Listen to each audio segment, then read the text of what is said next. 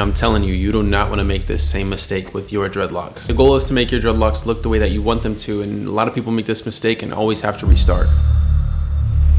Hey, what's going on everybody? Welcome back to an episode of Greatlocs. I'm Gunther the Great, and today I'm answering your questions on Discord. Are my locks too small? And will they get a little thicker? Man, you have some good looking locks. They are pretty skinny, but I don't think there's anything to be worried about. Yo, look at those sections. He has a ton of locks and it looks like he only has a high top fade. Yo, I think these look really good, honestly. It looks like you've had these in for a little bit of time, but this is actually about the same size of my locks. They're really small sections, but as long as you take care of them, looks like you're doing twisting with gel, which is the safest route of creating locks. But regardless, if you have skinny sections, as long as you're taking care of your scalp and your roots, then you're gonna be perfectly fine. I actually recently did a video on my main channel about how I take care of my locks and how to prevent any breakage and any of the locks falling out. So if you wanna check out that video, it's on my main channel. Should I use the crochet tool? People say that it's good, but some say it's bad because it rips your hair. This is the crochet hook they're talking about, and it all depends on how you use it. This is my favorite dreadlocking tool just because of how effective it is for every single hair type, and it all comes to using it properly. Using this tool improperly means that you would be pulling away from your scalp. This is going to pull hair out of your scalp and eventually just cause a bad dreadlock.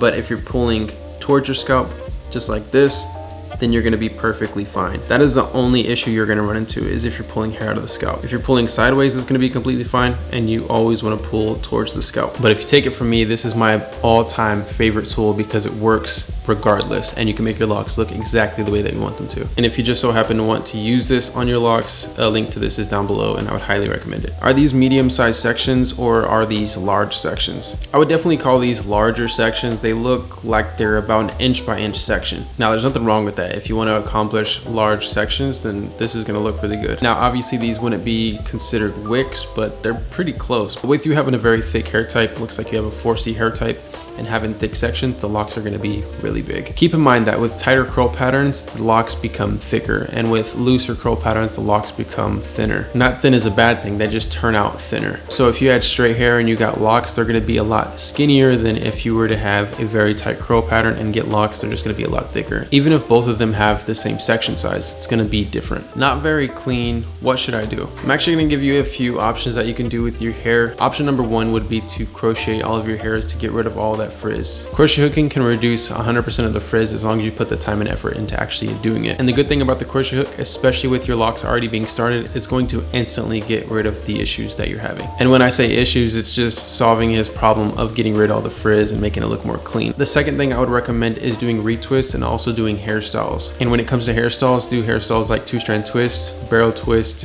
cornrows, or even box braids. What these are going to do is it's going to maintain your locks all the way down to the root, and it's also going to make things look a whole lot cleaner. A third thing you can do to make your hair look more clean and neat would be to get a fade and a lineup. I'm not sure if you have a fade and a lineup because I can't really see it, but if you don't have it, that's going to make things look a lot more clean and a lot more neat. And I highly recommend anybody who wants to try something new and different and make their hair look a lot more neat and well put together is to get a fade and get a lineup. If you don't want to do a high top fade, and just get a nice little taper, just like how I have right here. I cut off about 3 dreadlocks on each side, and then I did a taper. And you can do like a nice little tapered hairline. I obviously don't have my hair lined up right now, but those are 3 things that you can do to make your locks look a whole lot better. Can you use a regular towel for freeforms? Yes, 100%. When I started my very first set of locks, I watched a video on how to get dreadlocks using a towel, and I was like, yo, that's literally impossible. And I did it, and it actually worked. So I was like, yo, this surprised me. But I found out that they got this idea from creating dreadlocks using a sponge, and I'm like, yo, they actually make a tool that does this and you don't have to use a towel. And this right here is the dreadlock sponge that I'm talking about. It has a textured side with holes, and it also has a flat side with holes on it as well, and this works a lot better than a towel. So you can use a towel, but I would highly recommend using a sponge like this that is textured just like this, and you literally just go in a clockwise or counterclockwise motion. And a pro tip for how to choose the direction you want to go: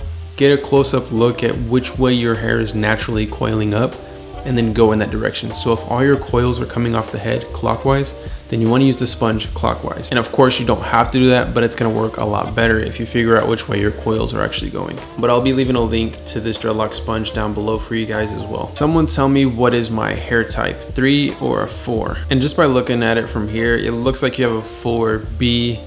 Might even have a 4C hair type. Looks like you have some tight curls. And just like they said, it looks like you have a 4B or 4C, but it looks more like 4B. Yeah, I definitely agree with that. If you personally don't know your hair type, I have a video linked down below to where you can figure out what your hair type is and methods in order to get locks with your hair type. I also want to mention, if you have a question like these, then make sure to join the Discord server, which is linked down below as well. Hey guys, before I finish answering the rest of you guys' questions, I wanted to mention that you can now get a Dreadlock sponge on Greatlocs.com. The link is down below. And if you want to make your hair look like this is what a Dreadlock sponge can accomplish. It's very easy to use, and this is actually how I started my first set of locks, and it's one of my favorite Dreadlock products. It has 2 sides on it, a textured side for getting real in depth, and also this side with deep holes, and it's flat.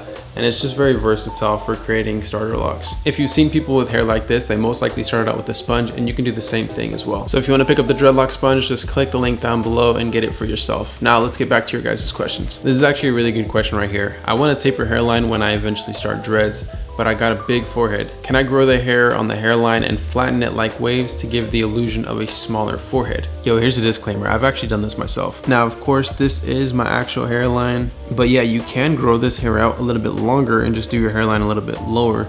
But I would say that you're going to have to most likely wear some sort of head wrap so that the hair lays down to the head. And this is for everybody out there. Don't be super insecure with how your hairline looks or how your forehead looks. Just learn to live with it. Like with me, for instance, I was literally born with like my hairline raising up right here, and it's just literally how I was born. And it's just one thing I've learned. And this is just to kind of prove that question right, that yeah, you can brush your hair down and it'll cover up that area. But literally like right here, my hairline just like cuts up right there. I'm not exactly sure what it comes from, but I have baby pictures of my hair literally being up just on that side. So it's just how I was born, and I accept it. And eventually I would love to just get a hair transplant to make everything look nice and even.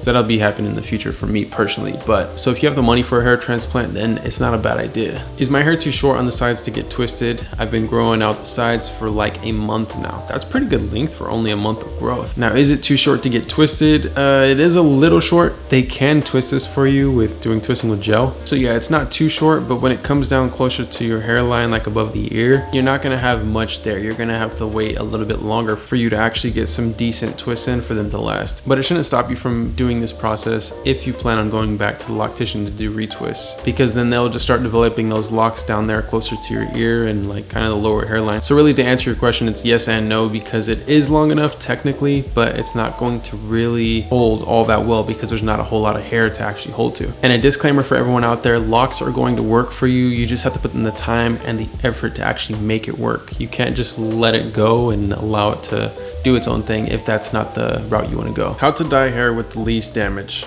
And someone actually answered this, and I think I'm gonna go with their answer. They say go to a professional to do it, and I would highly agree with that, because doing it yourself, like, you might mess up and actually burn the hair too much. And if you plan on bleaching your hair, that's what you're doing. It's going to eventually burn the hair. And what bleach really does is it removes the pigment and the oils and everything out of your hair essentially. But if you plan on dyeing your hair, I would highly recommend going to professional. And if it's something that you don't plan on keeping permanently, then I would not even do it in the first place. I personally like keeping my locks natural because I don't want to end up regretting it in the long run. Even though I really like the way bleached locks look or colored locks look, I just know that eventually I'm going to want to return my hair back to its normal color. And I just personally like the way that locks look over time, with them becoming sun bleached and getting their own color, because locks over time will just get lighter and lighter. And that's just because of many reasons, like the sun, the products you use, and just many other reasons. As I'm reading this question, I can totally relate. It says, what's this called, bro? The woman that did it told me to keep it in to protect the locks. And then he says the ends keep getting loose and curling up. Yo, he just looks mad right now. You can see that he has like some sort of like braids in. I think they are braids, cornrows or something like that. And the quality of photo isn't perfect, but you can obviously see that they are braids that go back and then they kind of just tie off and then fall down in the back. Now, the reason they look a little off is because he doesn't have a ton of sections. And that's why I always tell people, if you want your hairstyles to look better, then start out with smaller sections, because with more sections it almost emulates hair that is outside of locks, and you're able to do hairstyles a little bit easier that look a lot better, but you can still work with what you got. But he says, I don't know what this is. Also, my scalp hurts like crazy, and I can 100% relate to that. I remember getting my hair braided as a kid, and that stuff would hurt. Like my forehead would be pulled back all the way. My neck would hurt really bad just from the hair being pulled and really tense. But this is what you get when you go to a loctician or a hairstylist to do your hair. Not saying that this is a bad thing, but when they're doing their hair, they don't gauge how tight the hair is being pulled. All they do is make sure that the hairstyle looks good. Now, I do agree with the loctician saying that it's going to protect your hair, but at the same time, I would much rather be more patient and just allow my hair to lock up on its own versus pulling at the scalp and potentially creating traction alopecia, which then results in hair loss just from tension being pulled to the scalp. But I'm sure that your hair is going to be fine. I would wait it out a little bit longer since these are fresh. I'm sure the tension is going to go away over time, especially as the hair grows, but it's better to allow the hairstyle to set in and then take it out of the hairstyle later on. But this is why I think it's very crucial to learn how to do hairstyles yourself so that you know how tight and how loose your hair actually is when doing your hairstyles. So it's always good to learn how to retwist your hair. It's good to learn different hairstyles you can do on yourself, and also I think as a bonus, learn how to cut your own hair so that you don't have to go other places to cut your hair and you can get it done as soon as you would like. These are all things that I've learned on my own, and if you want to follow my entire journey on my sets of locks and how I've learned how to do locks on my own, you can always go and subscribe to my main channel.